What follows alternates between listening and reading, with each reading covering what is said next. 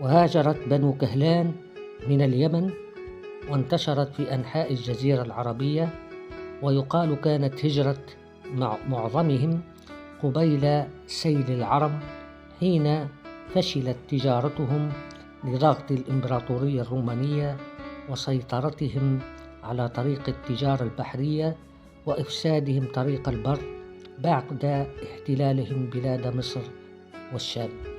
وكذلك يقال بل إنهم هاجروا بعد السيل حين هلك الحرث والنسل بعد أن كانت التجارة قد فشلت وكانوا قد فقدوا كل وسائل العيش.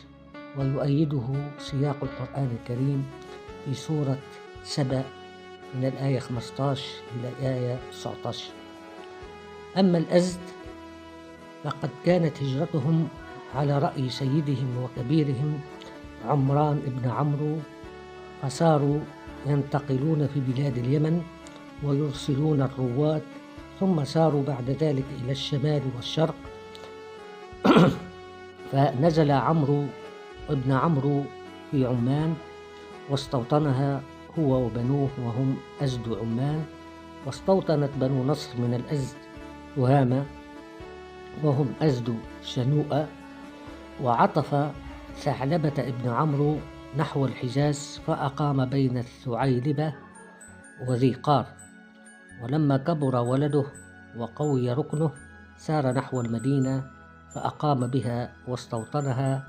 ومن أبناء ثعلبة هذا الأوس والخزرج ابن حارثة ابن ثعلبة.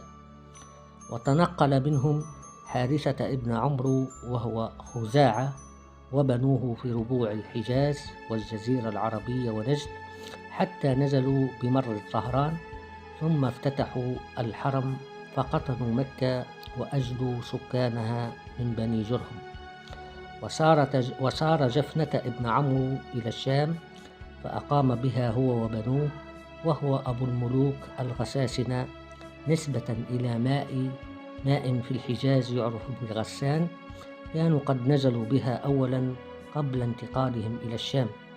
وانضمت البطون الصغيرة إلى هذه القبائل في الهجرة إلى الحجاز والشام مثل كعب بن عمرو والحارث بن عمرو وعوف بن عمرو.